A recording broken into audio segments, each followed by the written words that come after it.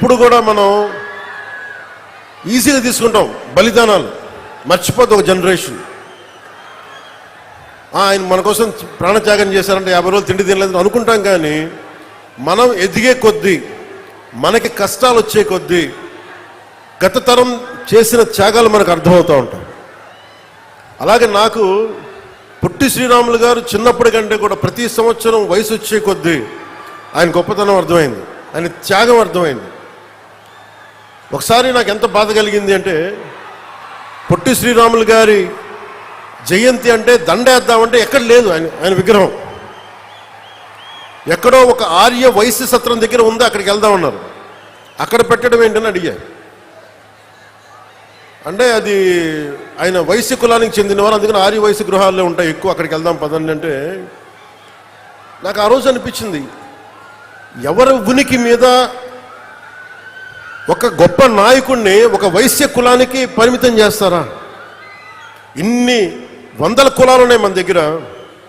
ఇన్ని వందల కులాల కోసం ఒకడు ప్రాణత్యాగం చేస్తే మనం ఇచ్చిన గౌరవం ఆయనకు ఒక నెల్లూరు జిల్లాకి పరిమితం చేసాం. ఆయన గొప్పతనం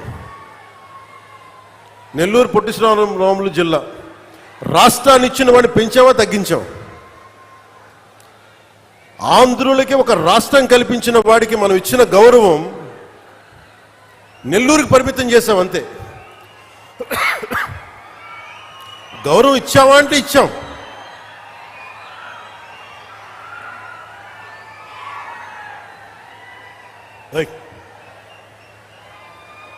సైనిక్స్ కూర్చోండి.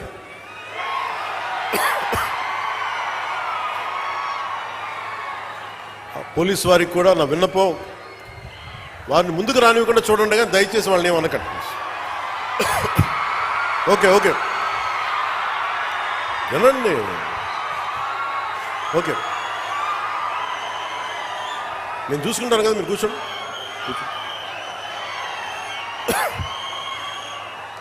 మీరే ఇలా అరిచే మీరు గొంతులు పోగొట్టుకుంటారు తప్ప.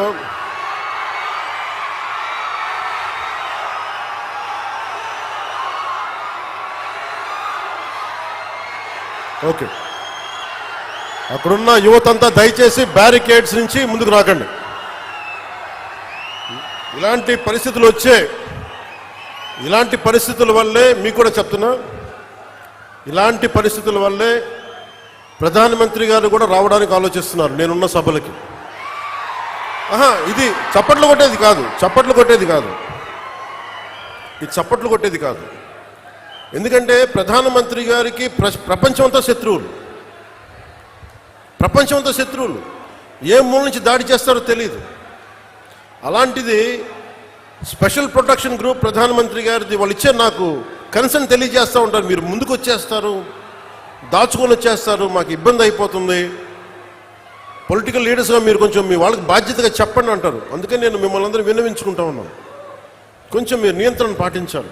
ఉత్సాహం మంచిది, కానీ మీకోసం పనిచేసే నాయకులందరికీ కూడా టార్గెటెడ్, గుర్తుపెట్టుకోండి, నాతో సహా.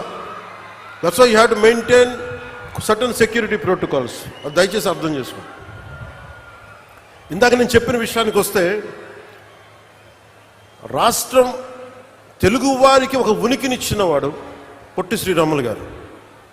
56 రోజులు ఉపవాసం చేసి చనిపోతే అందరూ కూర్చోబెట్టి ఆయన్ని